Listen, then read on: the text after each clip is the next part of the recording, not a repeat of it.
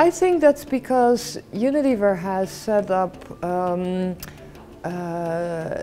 Unilever Sustainable Living Plan in November 2010, and with that took sustainability to an entire different level, I would say. It's kind of in our genes, and we go all the way back, and with a very ambitious sustainable agriculture program, world leading already since the mid-90s.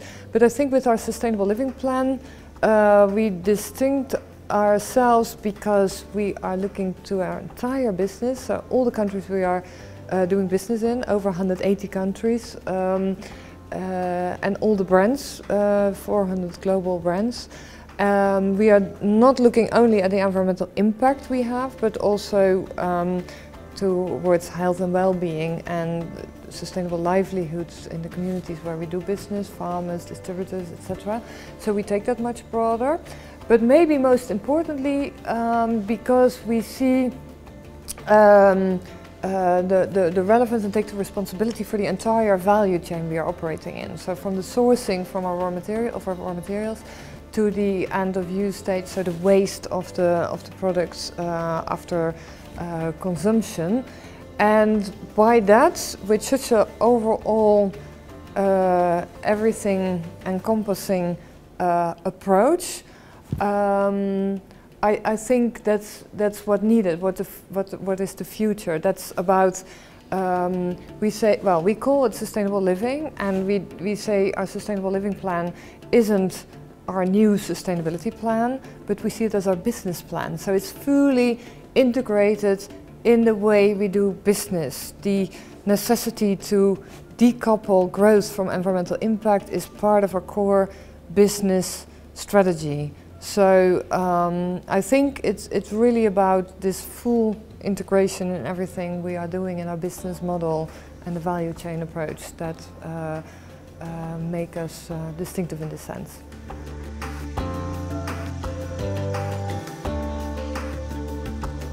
I think one of the initial reasons to start our sustainable agriculture program already in the mid-90s was really based on the insight that the way currently agriculture is taking place in the world isn't sustainable, and to secure our long-term supply of our raw materials, and 50% of our raw materials comes from agriculture, it has to be different, it has to be sustainable. And sustainable means increasing the yields per hectare, but also lowering the inputs. So it's about energy, water, pesticide management, it is about the soil conditions, it's about the social situation of farmers, it's about the economic value. So it's this full integrated approach, and acknowledging there that everything is interrelated, that you can't just focus on one area, one issue.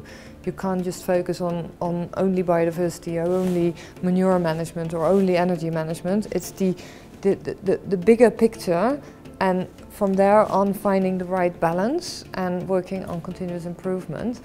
And we do believe, and I think we also have quite some proof and examples, that it's possible. It's possible to tremendously increase yields, because basically what we have to do is, on the same amount of land we currently use for agriculture, we have to produce tremendously more food.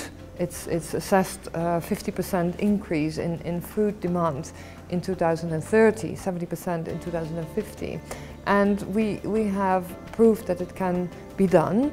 A big challenge there will lie in integrating smallholders in our supply chains, because there is the biggest opportunity to increase yields just by providing them access to knowledge, the right seeds, seeding material and sustainable practices. And even what we learned today, I guess, that with the newest technology, it's even possible with that same amount of land not only to produce the food necessary in the future, the increase of food, but also from the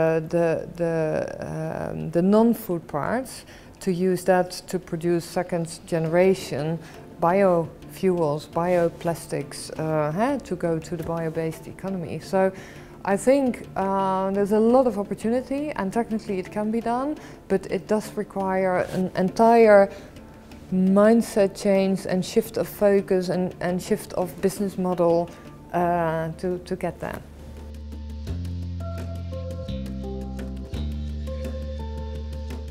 Well, we have set our ambition on 100% sustainable agriculture in 2020. We think it can be done. It will be a tremendous challenge, but along the way we really are dependent and anticipate on creating this level playing field, and that the entire sector moves up in that direction. And I think what we currently see in the area of tea and palm oil, where we definitely have taken a leading position globally, and we do have substantial market shares to be able also to influence the market. And we see that happening along the routes of the Roundtable on Sustainable Palm Oil, in the case of palm oil, and with our commitment to source all our tea sustainable, and we do that in cooperation with Rainforest Alliance. We also see a clear move of the entire tea sector towards sustainable practices. Very necessary and a big challenge to get that done. We can't take the lead in every single commodity or crop, so there is partnerships are needed, others taking the lead in their specific areas where they are market leaders. So a challenge, but I'm definitely very positive about it.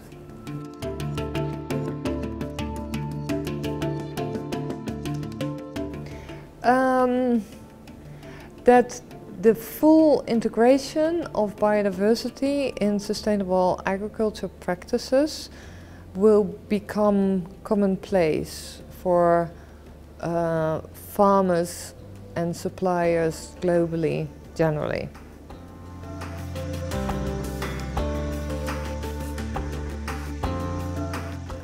I definitely expect it to happen, because it's the future, it's the only way in the end.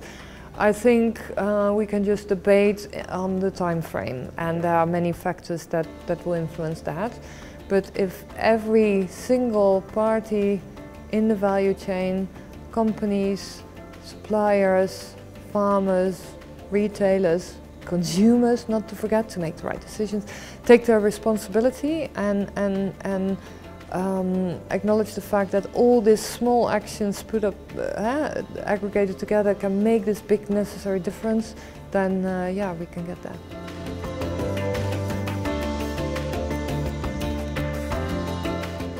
I think it's a great way of bringing together the various stakeholders from business, NGOs, governments, academics, and to share where we are at today, to exchange stories, to talk about partnerships, to create a networking place, to give people inspiration, and to keep this discussion very urgent and alive, basically.